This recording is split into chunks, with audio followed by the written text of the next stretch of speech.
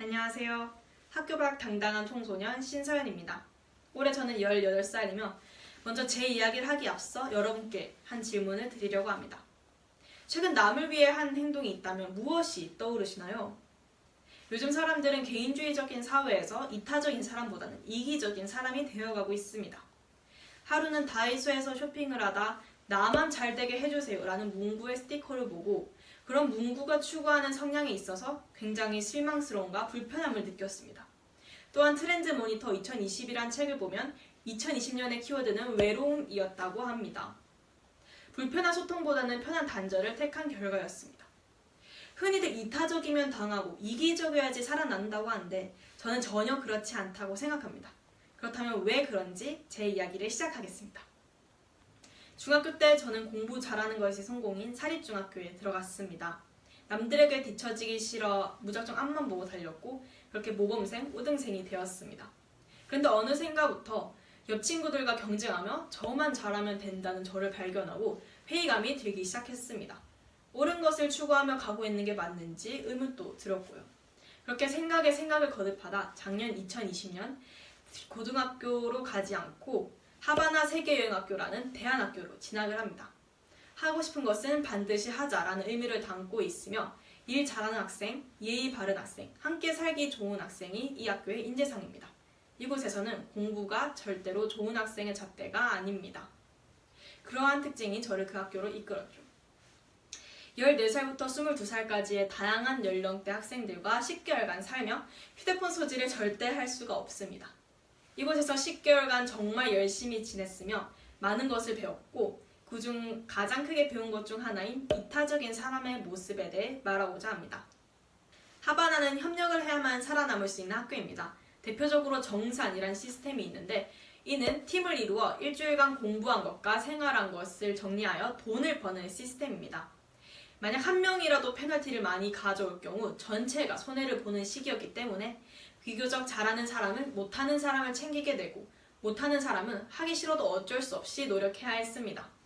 이때 처음 저는 그동안 제 시선이 저에게만 맞춰져 있었다는 것을 깨닫고 부끄러워졌습니다. 또한 더 베풀 여유가 있었음에도 그 여유를 저를 위해서만 쓴다는 사실도요. 언제나 1인자가 되어야 했던 환경에서 제가 그동안 어떻게 행동했는지 알게 되었습니다. 그러나 이타적인 것에 대한 동경은 언제나 제 마음속에 있었습니다. 그런 것을 배우러 하바나에 왔으니까요. 저로 인해 한 사람이라도 행복할 수 있다면 그것이 진정 보람이 아닐까라고 생각했습니다. 그렇게 저는 바뀝니다. 일반 학교와 달리 친구의 성공이 곧 저의 성공이니 어떻게든 함께 나아가려 했습니다. 물론 서로 싸우기도 하고 감정적으로 대한 날도 많았습니다. 한 번은 제 팀에 너무 무기력해서 모두에게 막대한 피를 주는 일명 폭탄이라고 불리는 친구가 있었습니다. 정말 버리고 가고 싶을 만큼 힘든 날도 있었지만 한 달쯤 지나 스스로 무언가를 하는 그 아이를 볼 때 그리고 스스로 그것에 기쁨을 느끼고 주변 사람들 덕분이라고 할 때 저의 뿌듯함은 이루 말할 수가 없었습니다. 함께할 때 충돌은 피할 수 없습니다. 그러나 많은 사람들이 이 충돌을 피하려 혼자 되기를 택하지만 이 고비를 잘 넘겨내고 나면 우리는 하나가 됩니다. 이때 한 가지 다짐을 합니다. 강자라면 약자를 도우며 더불어 나아가는 사회를 만들어야겠다고요. 또한 도울 곳은 없나 계속 둘러보게 되는 습관이 생기게 되어 참 기뻤습니다. 이렇게 10개월간 함께 동거동락하다 보면 서로에 대해 쏙쏙히 알게 되고 서로 배운 점도 아주 많습니다. 제게 깊은 인상을 남겼던 사람들도 몇몇 있는데 그 사람들의 이야기에 대해서 한번 나누고자 합니다. 여행 과정 중 강원도에서 어르신들을 도와드리는 농사활동을 하게 되고 그 속에서 선생님과 학생 힘을 합쳐 무려 1,500만 원을 법니다. 이렇게 귀한 경험을 통해 번 돈을 어디에 쓸지 저희는 고민을 많이 했습니다. 이때 한 형님이 의견을 내었습니다. 참고로 하바나에서는 자신보다 나이가 많으면 상별 상관없이 형님이라는 호칭을 사용합니다. 그 당시 하바나에 다음 연도에도 다시 오고 싶어하나 비싼 교육비 탓에 선뜻 결정하지 못하던 학생이 있었는데 그 학생을 위해 기부하면 좋겠다는 의견이었습니다. 채택의 가능성을 떠나서 그런 생각을 한다는 것 자체만으로도 그 형님은 빛나 보였습니다. 여러분은 정말 힘들게 얻은 소중한 무언가를 남을 위해 선뜻 내어줄 수 있나요? 또 한 번은 배낭여행을 간다면 어떤 식으로 배낭을 쌀 것인지 그려오라는 숙제를 받았습니다. 이때 어떤 형님은 배낭에 힘들어하는 아이를 위한 공간을 그렸습니다. 조금이라도 더 가져가려고 꾸깃꾸깃 넣을 뻔만도 한데 남을 위한 공간이라니 저는 또 뒤통수를 맞은 듯 했습니다. 아름다운 사회의 시작은 이런 이타적인 사람들로부터 시작되는 것 아닐까요? 따뜻하고 정겨운 사회, 저도 그 출발점이 되고 싶었습니다. 그래서 그때부터 전 실천하기 시작했습니다. 다른 사람들이 저로 인해 행복해하는 모습을 보니 저 역시 너무 뿌듯했습니다.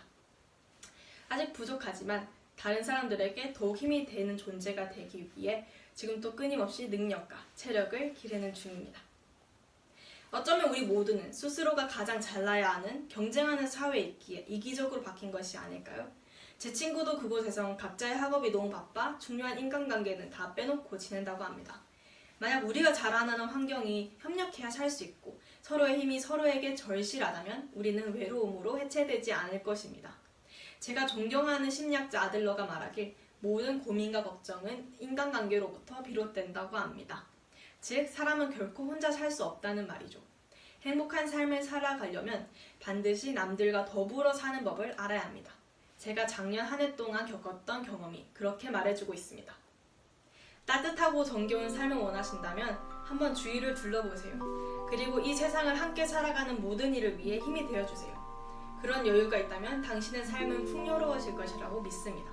저는 선행이든 악행이든 뭐든지 되돌아온다고 믿는 사람이거든요. 우리 모두가 힘든 시기일수록 함께 이겨내야 한다고 생각합니다. 남을 위해 웃어주고 남을 위해 울어줄 수 있는 그런 마음이 살아있는 사람들이길 간절히 바랍니다. 빨리 가고 싶다면 혼자 가면 되지만 멀리 가려면 함께 해야 합니다. 당신이 보다 더 따뜻한 세상을 만들길 응원하겠습니다. 감사합니다.